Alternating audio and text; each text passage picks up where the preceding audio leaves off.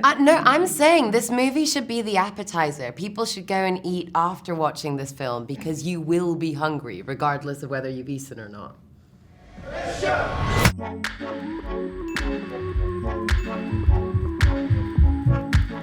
Nick, if I could start with you, I was very taken by the menu's very unique tone. It's horror, there's drama, there's stakes, but I was also laughing the entire runtime. You had a lot of moments that really killed me specifically. Can you speak about kind of balancing that unique tone on set?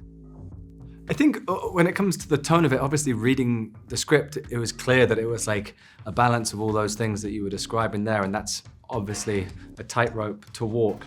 And luckily, Mark Mylod's such a brilliant director that that was all in his hands. And I think for me anyway, personally as an actor, I was like, you just got to play each moment truthfully and honestly. Whether you think it might be funny on the page or horrific or whatever it might be, you just got to play the honest truth of it. And then that's actually, because of the extreme characters' natures, that's what will make it amusing or bizarre and off-kilter and or feel eerie and different. So I think it's more about that than trying to play a tone for me. Are you crying? It's just I find it all very moving. Yeah, you know, I wasn't nervous because I knew I was working with like the top of the top, but like I was like, how are they gonna pull this off? Because the tone is so specific. And I don't know how they pulled it off, but they did. But I think I have a clue. Well, what is I that? think when Mark, you know, sometimes we would do like 3 takes at least.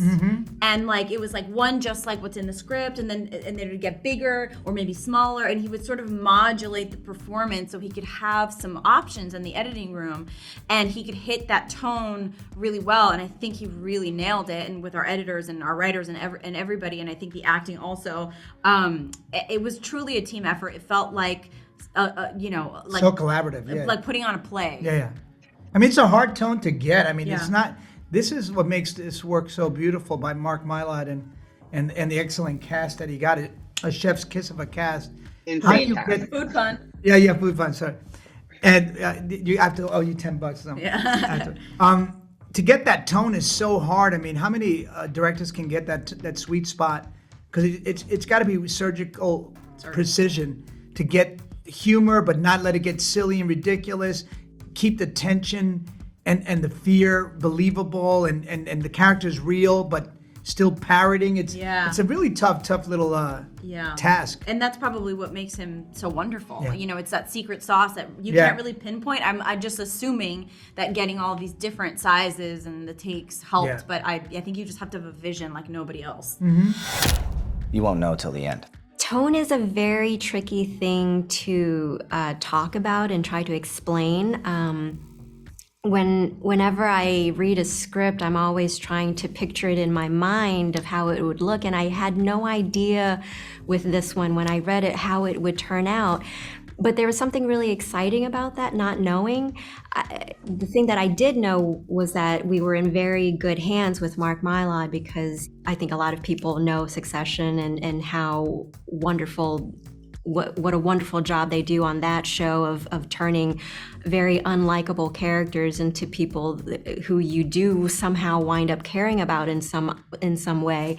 And I knew that Mark was going to be able to take this really rogues gallery of despicable characters and make us care about what happens to them. And Ralph Fiennes, I think, was just, you know, he's a living legend. He's one of our greatest actors, and I could immediately picture him saying the lines as I was reading the script, but it was one thing to imagine it and another thing to actually be there and witness it. He is just a force and a powerhouse, and has such a way with language, and we all felt like we were sitting in on a master class, because, you know, we got to sit back and watch Rafe do these really great monologues to us, his audience.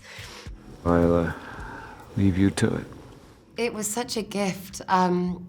Listen, Rafe is such a talented actor that whatever he wants to transmute on screen, he will do that. And so, of course, he is formidable and intimidating and all of these other words, but being in a scene with him, I don't know whether it was our characters or the way that we both approach acting, I felt so comfortable. It was such a warm intimacy between the two of us, and we really took care of each other, and I think genuinely relished any time we got to have those back and forth scenes. It felt very, almost like a relief, because the way that Mark wanted to shoot was 360. We were all mic'd all the time. We were always improvising, and it was incredible, but it was also, you know, quite energetic. And I feel like anytime it was Rafe and I alone, everything kind of calmed down a little bit, and we got to just be with each other in that more intimate space.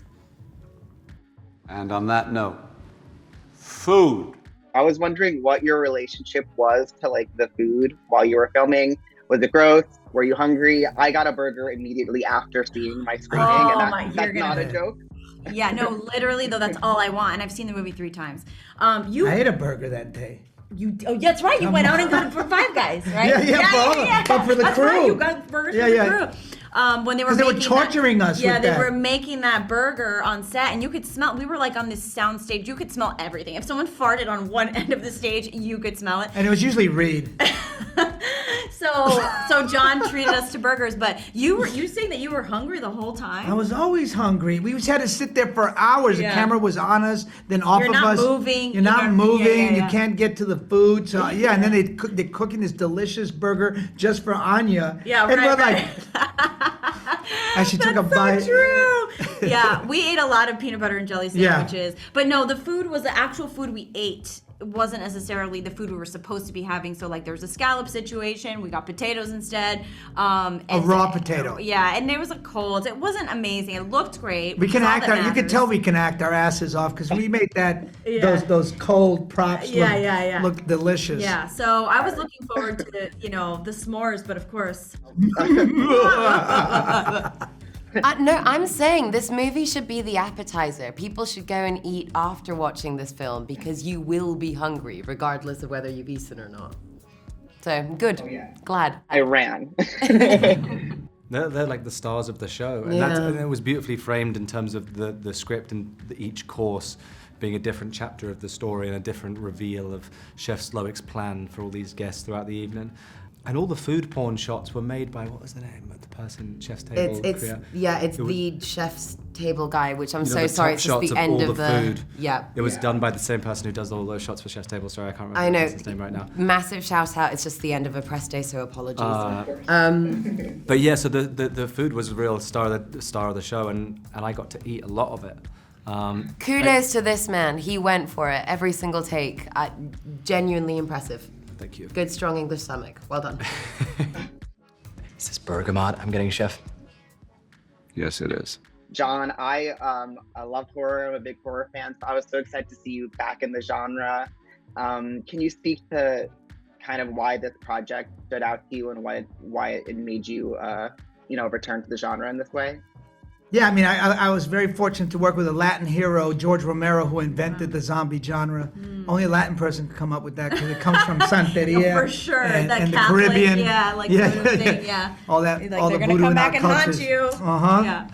That's why you better behave in this life. Yeah. I love the genre. You know, obviously it's one of the biggest demographic for horror movies are Latin people. Yeah. And with a religious tone. Yeah, for sure. This doesn't have a religious tone, but I think Latin people are gonna love it. And coming to this horror, it's a really smart movie. I love independent films. This is my favorite genre of flick. And I love doing high art. I feel like this is high art.